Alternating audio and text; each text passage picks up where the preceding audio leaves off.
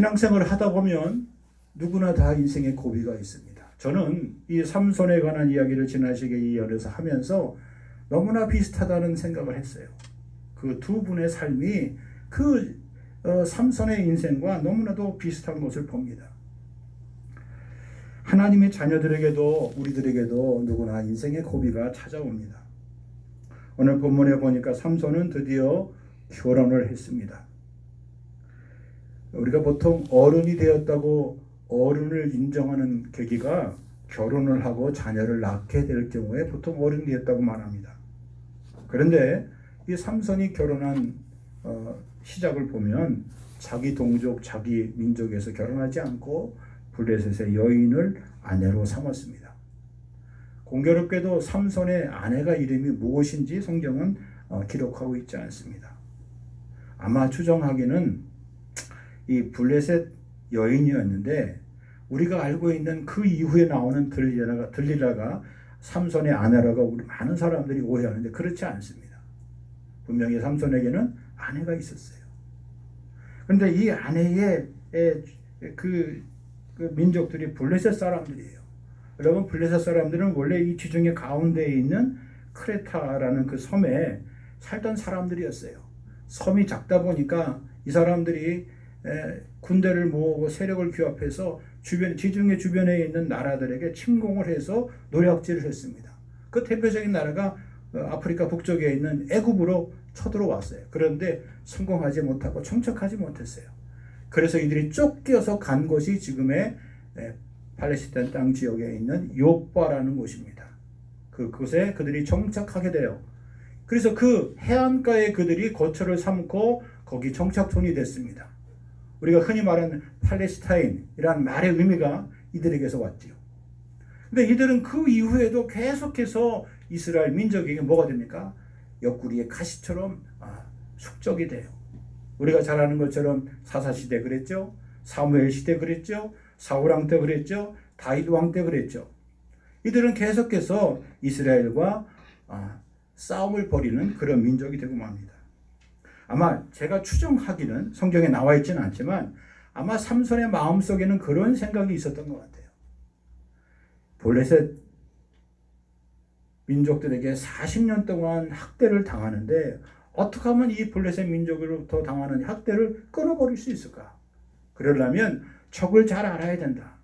그래서 아마 의도적으로 정략적으로 삼손은 블레셋 촌에 가서 여인을 자기 아내로 삼았을지 않을까 그렇게 추정해 봅니다. 그래서 그들의 문화를 알고 그들의 습성을 알고 그들의 삶의 형편을 잘 아는 다음에 블레셋을 내가 무찔러야겠다. 블레셋의 속박에서부터 우리 백성이 하루속히 벗어나야겠다. 그렇게 아마 생각했을지도 몰라요. 아무튼 그는 이 여인을 통하여서 블레셋 민족들을 대적하게 됩니다. 야고보 사도가 우리에게 교훈하는 내용이 있죠. 야고보서 1장 12절 이하입니다. 시험을 참는 자는 복이 있나니 이는 시련을 견디어낸 자가 주께서 자기를 사랑하는 자들에게 약속하신 생명의 면류관을 얻을 것이기 때문이라. 사람이 시험을 받을 때에 내가 하나님께 시험을 받는다 하지 말지니 하나님은 악에게 시험을 받지도 아니하시고 친히 아무도 시험하지 아니하신다 그랬습니다. 자, 삼손의 경우를 보면 삼손은 블레셋을 공격할 비밀로 결혼을 했지요. 그런데 그의 말 가운데 이런 표현이 나옵니다. 14장 14절 삼손이 그들에게 말합니다. 수수께끼를 냅니다. 먹는 자에게서 먹는 것이 나오고 강한 자에게서 단 것이 나왔다. 이 수수께끼를 사흘이 지나도록 블레셋 사람들이 풀지 못하죠. 그러자 마침내 블레셋 사람들이 삼손의 아내에게 다가와서 협박합니다. 그리고 달랩니다. 14장 15절 일곱째 날에 이르러 그들이 삼손의 아내에게 이르되 너는 내 남편을 꾀어 그 수수께끼를 우리에게 알려달라 하라. 그렇지 아니하면 너와 내 아버지의 집을 불살라 버리겠다. 그렇게 겁박합니다. 그 다음에 16절을 보면요. 삼손의 아내가 삼손 앞에서 울며 말합니다. 당신이 나를 미워할 뿐이요 사랑하지 아니하는도다. 우리 민족에게 수수께끼를 말하고 그 뜻을 내게 알려주지 아니한다 그랬습니다. 삼손이 말합니다. 내가 이것을 나의 부모에게도 알려주지 않았거든 내가 어찌 그대에게 알게 하리요. 그런데 삼손의 아내가 끊임없이 삼손을 조릅니다. 성경에 보는 본문의 말씀에 보니까 일곱 날이 다 되도록 계속 그렇게 따릅니다. 여러분, 이 삼손의 아내를 한번 생각해 보세요. 삼손의 아내는 이방 사람이에요. 블레셋 사람이에요. 그런데 어쨌든 결혼을 하여서 삼손의 아내가 되었습니다.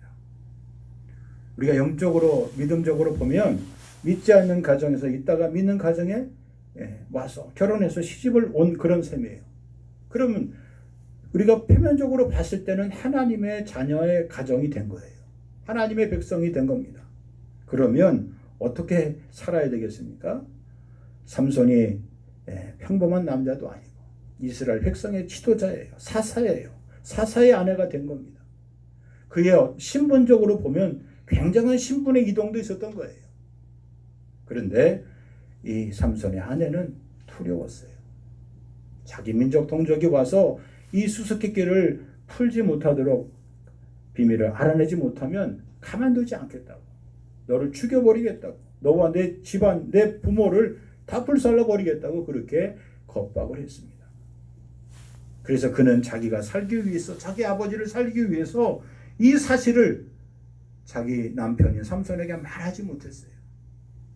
그래서 이 삼손의 아내는 그 수수께끼의 정답 풀이만 알아차려서 자기 동족에게 알려주게 되었습니다.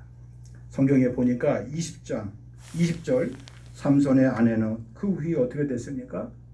삼손의 친구였던 그의 친구에게 준바되었다 그랬어요. 자기 아버지가 자기 딸을 살리기 위해서 삼손과의 결혼을 파혼시켜버리고 자기 동네에 있는 다른 사람들에게 줘버리게 된 겁니다. 사사기 15장 6절에 보니까 마침내 이 여인의 가정이 어떻게 됩니까? 블레셋 사람들이 올라가서 삼손의 아내와 그의 아버지를 말한 대로, 그들이 말한 대로, 협박한 대로 불러살라 죽여버렸습니다. 비참한 인생을 살고 말한 거예요. 그 삶의 고비, 그 삶의 어려움 환경 가운데서 이 어려움을 극복하지 못하고 삼손 아내는 역사의 무대에서 그냥 이렇게 종지부를 찍고 말았습니다. 그런데 놀랍게도 또 이 삼손 시대에 살았던 또 하나의 여인이 있어요. 여러분, 우리가 룻기를 보면, 사사기도 하면 룻기인데 룻기 1장 1절에 보면 거기 뭐라고 기록되어 있습니까? 사사들이 치리하던 때예요. 이 우리가 아는 룻은 이방 여인이었습니다. 모함 여인이었습니다. 그런데 결혼을 베들레헴에 있는 시댁에 시집을 가게 된 거예요. 그런데 시집을 가자마자 이 여인에게 엄청난 시련이 닥쳤습니다. 시아버지가 죽었습니다. 남편이 죽었습니다. 거기에 있는 같은 시동생들 같이 결혼했던 사람들이 다, 남자들이 다 죽고 말았어요. 집안이 다 남자들이 죽고 나고 나니까 시어머니가 결단을 내립니다. 이제는 더 이상 같이 있을 이유가 없으니까 각각 고향으로 돌아가라 그렇게 권면합니다. 그러니까 마침 동서였던 오르바가 돌아갑니다.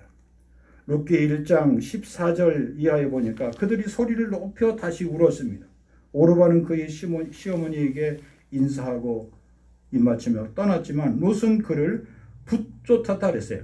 여기 붙쫓았다는 말은 붙들고 쫓았다는 겁니다. 나오미가 말합니다. 너는 내 동서는 그의 백성과 그의 신에게로 돌아가나니 너도 동서를 따라서 돌아가라 말합니다. 룻이 말합니다.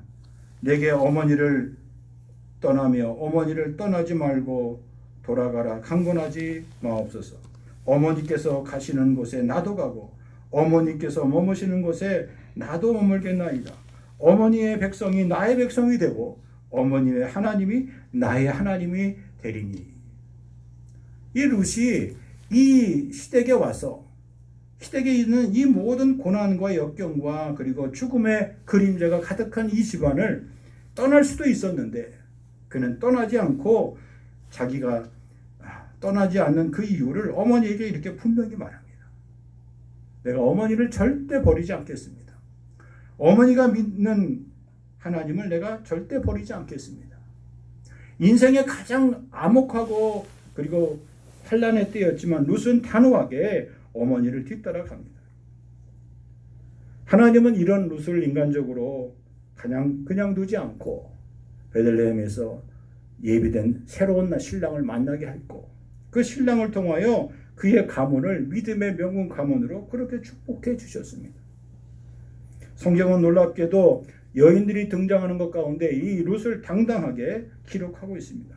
예수님의 족보, 예수님의 가게에 룻이 당당히 들어가게 된 겁니다.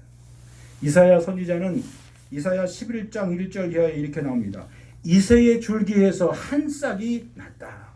그 뿌리에 한 가지가 나서 결실할 것이다. 그에게 여호와의 영, 곧 지혜와 총명의 영이요 모략과 재능의 영이요 지식과 여호와를 경외하는 영이 강림하시더니 그랬습니다. 여러분 보세요. 제가 앞서 말씀드렸던 두 명의 김씨들의 삶이 그렇게 달라졌어요. 여기 성경에 나오는 여기 삼손의 아내와 그리고 그 시대에 살았던 룻이라는 여인이 똑같이 동시대를 살았던 이방 여인들이었어요. 그런데 한 여인은 그의 인생의 삶, 인생의 죽음의 위협과 두려움 속에서 그 고비를 넘기지 못하고 그만 역사의 무대에서 사라져 버리고 말았지만 한 여인은 내가 죽어도 끝까지 내가 믿는 이 하나님의 가정을 통하여서 어머니를 내가 도와야겠다. 살아드려야겠다. 그는 자기의 믿음의 길을 놓지 않았습니다. 여러분 우리가 조금만 더 우리의 삶의 고비 가운데서 극한 어려움과 괴로움과 절망의 시간이 있을 수 있습니다. 대부분의 사람들이 그 고비를 참지 못하고 견디지 못해서 수포로 돌아가는 일, 실패하는 경우가 얼마나 많이 있습니까? 믿음의 사람들인 우리들에게는 이러한 인생의 고비에 어려움이 있을 때마다 반드시 우리 하나님의 도우심의 은혜를 붙들고 승리해야 될 줄 믿습니다. 그러므로 하나님의 자녀들은 반드시 시련 쪽에서 인내하는 믿음의 결단을 할 수 있어야만 합니다. 인생의 삶의 참된 수수께끼를 통하여서 하나님이 우리에게 베푸시는 크고 놀라운 비밀한 역사를 우리가 경험할 수 있어야만 됩니다. 여러분 우리가 지금까지 지나온 이런 모든 삶의 내용들을 보면 다 그렇습니다. 어저께 토요일 날 서울로 이사 가신 권사님이 오셨어요. 다리도 좀 불편하시고 그런데 오셔서 이런 얘기 저런 얘기를 많이 하셨습니다. 그분 얘기를 하면서 여러 가지 얘기를 제가 들으면서 느낀 게 있어요. 우리가 때때로 하나님이 살아계시다면 어떻게 나에게 이런 시련과 역경과 환난을 줄 수 있습니까? 그러면서 저보고도 여러 가지 이제 말씀을 하시면서 힘들고 어려운 얘기를 계속 하세요. 그래서 제가 양주역까지 모셔다 드리면서 그랬습니다. 권사님, 저도 힘든 데가 많이 있고 다 힘들지요. 세상에 힘들지 않은 사람이 어디 있겠습니다. 많은 우리 믿음의 사람들은 반드시 그 힘든 과정을 겪으면 하나님께서 우리에게 좋은 날 주실 거예요. 권사님 힘내세요. 용기치 마세요. 가시는데 나가시면서 이렇게 그 큰 가방을 메고 오셨는데 거기서 뭘 부시럭 걸 꺼내세요. 그러면서 저한테 이렇게 놓으세요. 뭡니까 권사님? 목사님, 우리 교회 담임 목사님이 당신과 당신 어머님이 신앙생활을 하면서 자기 자녀들, 자손들이 태어날 때마다 자손들 이름으로 선교헌금을 했다는 거예요. 그것이 얼마가 됐든 작든 크든. 저가 비록 지금은 이제 수입원이 거의 없지만 1년을 지나놓고 보니까 이만큼 이자가 생겼는데 이 이자 그냥 제가 쓰면 뭐 하겠어요. 믿지 않는 남편한테는 그거 이자 나 신발 다 됐으니까 신발 하나 사신겠다고 그렇게 말씀하시고 달라 그랬대요. 그 신발 값을 거기다 담으셔가지고 남편 이름 쓰고 자기 이름 쓰고 아들 이름 쓰고 딸들 2명 이름 쓰고 자기 있는 손자들 손녀들 이름을 써서 그걸 갖다가 하나님 앞에 드리고 그리고 기도받고 같이 기도하고 가셨어요. 그래서 제가 그랬습니다. 권사님, 반드시 남편 되신 어르신 어떤 계기를 통하여서든지 하나님께서 역사하실 줄 믿으니까 용기 잃지 마시고 우리 같이 기도하십시다. 그리고 돌려보내드렸습니다. 여러분, 우리가 인간적으로 보면 도저히 변화가 있을 수 없는 사람이라도 우리는 하지 못해요. 내 힘으로 하려니까 힘든 거죠. 내 노력으로 하려니까 힘든 것이죠. 전능하신 하나님의 역사를 믿고 나는 다만 낙심하지 않고 절망하지 않고 기도할 때 하나님께서 반드시 응답해 주시고 역사해 주실 줄 믿습니다. 믿음의 사람들에게서 또한 중요한 믿음의 자세가 있습니다. 반드시 하나님의 사람들에게는 하나님의 선한 능력을 믿어야 합니다. 로마서 8장 28절 우리가 잘 아는 말씀이죠. 우리가 알거니와. 중요한 거예요. 우리가 알거니와.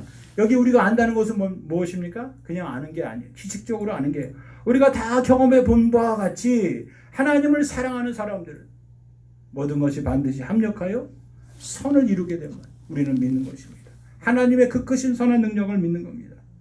아무리 지금 당장 힘들어도 하나님을 사랑하는 나에게는, 뜻대로 부르심을 받은 나에게는 반드시 모든 것이 합력하여 선을 이룰 줄을 믿고 사는 것입니다. 룻이 그렇게 살았죠. 하나님의 선한 역사를 끝까지 붙들고 살았죠. 아무것도 할 수 없는 곳에서 인간적인 생각을 끌어오를 때마다 그의 마음에 고통과 괴로움이 찾아올 때마다, 일어날 때마다, 사람들이 그녀를 비난하고 정죄하고 손가락질할 때마다 그는 그 모든 것을 이겼습니다. 여러분 가만히 생각해 보세요. 베들레헴에 와서 룻이 살아가는데 들에서 나가서 추수 때 떨어진 곡식 더미를 그것을 걷어다가 시어머니를 공양하는데 동네 사람들이 뭐라고 했겠어요? 우리 세상 사람 편으로 하면 저 며느리 잘못 들어와서 저 집안이 멸문지문이 됐다. 저 집안이 완전히 족당 망했다고. 그런 소리 안 했겠어요? 수근수근. 낯선 이방인이 와서 저 한 집안이 저렇게 다 무너졌다고 그렇게 말하지 않고 그렇게 비난하지 않았겠어요? 그런 소리가 들리지 않았겠어요? 그러나 그런 소리가 들리든 말든 룻은 휴수대에 나가서 어머니를 흑진하게 최선을 다해서 봉사했습니다. 하나님은 우리의 인생의 삶 가운데 당한 시험과 고통과 어려움 가운데서 반드시 일곱째 날의 은혜와 축복을 허락해 주실 줄 믿습니다. 조금만 더 인내하시고 조금만 더 기대하시고 조금만 더 기도하시고 그 날이 차면 하나님께서 우리에게 해결의 기쁨, 응답의 기쁨을 주실 줄 믿습니다. 그런 은혜가 넘쳐나는 우리 복된 성도들의 삶이 다 되시를 주의 이름으로 간절히 축복합니다. 당나귀의 지혜라는 그런 글이 있습니다. 제가 읽으면서 생각을 많이 하게 됐어요. 한 늙고 병든 당나귀가 그만 잘못해서 목이 말라 우물가에서 물을 마시려고 애쓰다가 그만 우물에 빠지고 말았습니다. 우물에서 빠져나올 방법이 아무것도 없습니다. 이제 조용히 죽음을 맞이할 수밖에 없는 그런 안타까운 상황이죠. 마침 지나가던 사람들이 당나귀의 울음소리를 듣고 당나귀를 건져주려고 노력해 봤습니다. 이런 방법 저런 법을 써도 소용이 없습니다. 그러자 사람들이 포기하고 당나귀가 빠져버린 저 우물은 사람들이 먹으면 안 되니까 안 되겠다. 불쌍한 저 당나귀와 함께 이 물은 폐쇄해버리겠다. 없애버려야겠다. 그래서 흙으로 저 우물을 메워버려야겠다. 그렇게 결정하고 사람들이 여기저기서 흙을 날라왔습니다. 그리고 그 흙을 우물 속에 쏟아붓기 시작했습니다. 당나귀는 더욱 더 큰 소리로 울부짖었습니다. 한참을 지나자 당나귀의 울부짖음 소리가 멈추게 되었습니다. 사람들은 전부 당나귀가 흙에 파묻혀 이제 죽었구나 생각하고 안타까워했습니다. 그리고 이제 마음 편히 계속 흙을 퍼서 우물 속에 집어 던져 놓았습니다. 더 긴 시간이 지난 후에 사람들이 여기저기서 웅성웅성거리기 시작했습니다. 우물 속의 흙더미에 파묻혀 죽은 줄 알았던 당나귀가 그만 그 위에서 떨어지는 흙더미를 온몸으로 자기가 털고 털어서 그것을 바닥에 떨어뜨려 발밑으로 그가 다지고 해서 마침내 당나귀가 살아나온 겁니다. 당나귀는 자기를 묻혀버리려고 자기를 죽여버리려고 사람들이 던진 그 흙을 오히려 역으로 이용해서 그것을 발로 다지고 자기 몸에 있는 흙을 털어서 무사히 흙구덩이 속에서 빠져 죽을 수밖에 없었는데 그 우물 가운데서 그가 살아나왔다는 이야기입니다.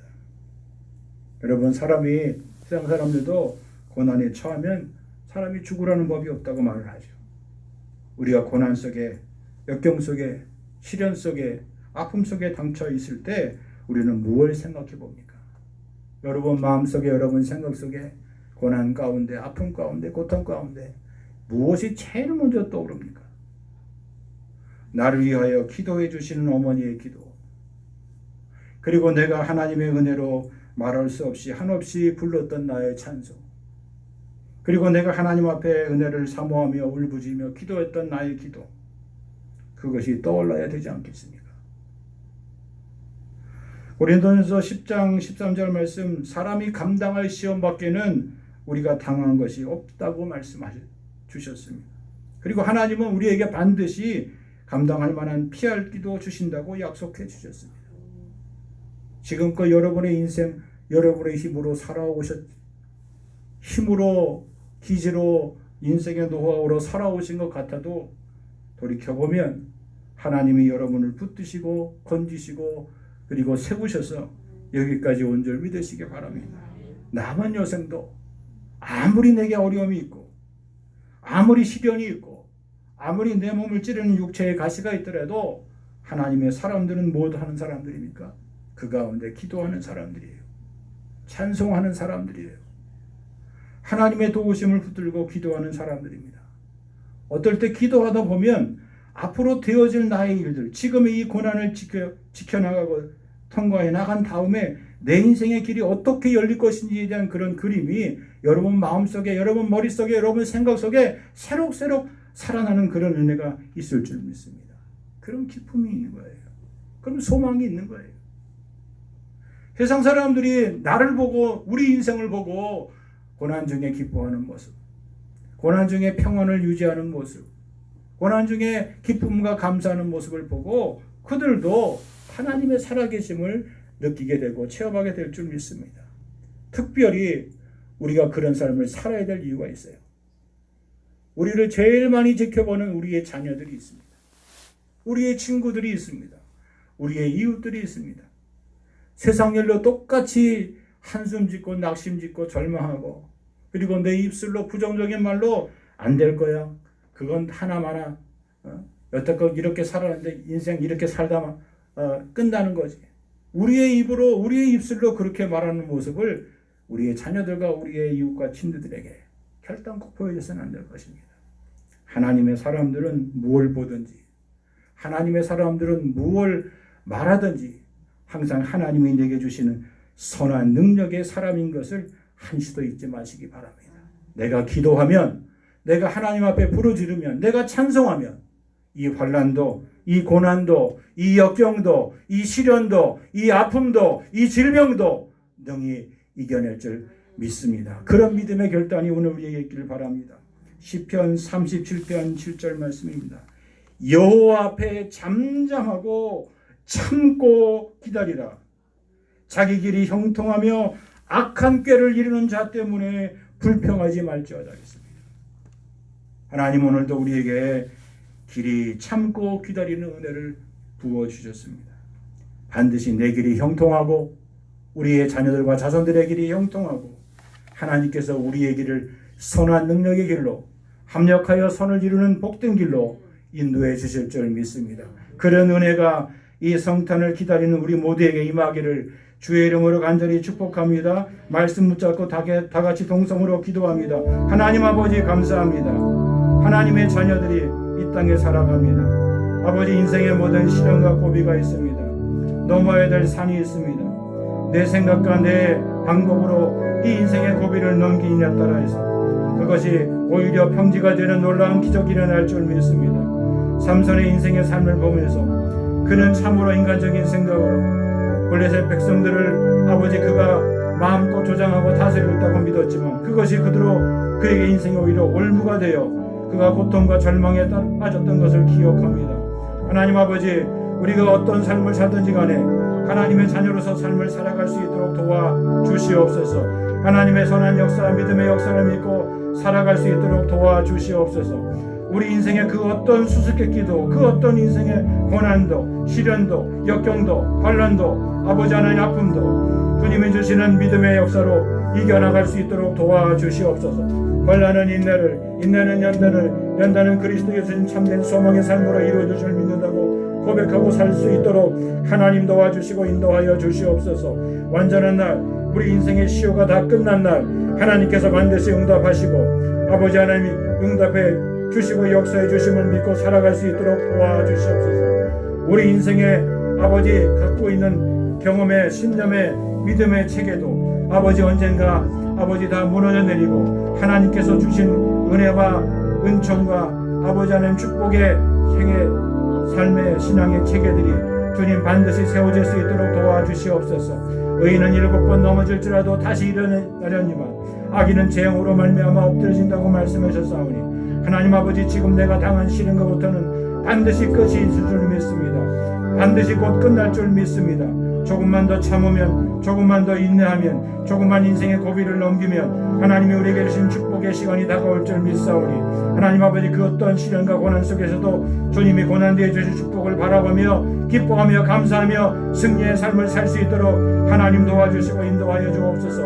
어머님의 하나님이 나의 하나님이 되고 어머님의 백성이 나의 백성이 된다는 그런 믿음의 여인의 고백들처럼 아버지 살아갈 수 있도록 도와주시옵소서. 반드시 우리 인생의 줄기에서 싹신하며 아버지 그 뿌리에서 가지가 나서 결실하며 하나님의 영 지혜와 총명의 영이요 머력과 재능의 영이요 지식과 여호와를 경할 영이 강림하는 그 은혜의 복락의 강림이 아버지 임할 수 있는 우리 믿음의 성도들 다 될 수 있도록 하나님 축복해 주시옵소서. 기억하여 주시옵소서. 하나님이 감당할 우리의 인생의 시험들을 끝까지 잘 감당할 수 있도록 하나님 도우시고 인도하여 주옵소서. 주님 앞에 모든 것이 잠잠하고 아버지 주님의 약속의 때가 일어나고 살아나고 그 때를 바라보며 기다리며 인내하며 살아갈 수 있도록 도우시고 반드시 하나님의 의의 길을 걷는 백성들에게 형통의 길로 축복의 길로 은혜의 길로 역사해 주심을 믿고 살아갈 수 있도록 하나님 도와주시옵소서. 이 시간도 우리의 자녀들과 자손들을 위하여 기도하며 간구하오니 하나님 저들에게를 열어주시고 저들에게를 세워주시고 저들에게를 붙들어주시고 저들에게를 축복해주시고 저들에게를 주께서 들어써 주셔서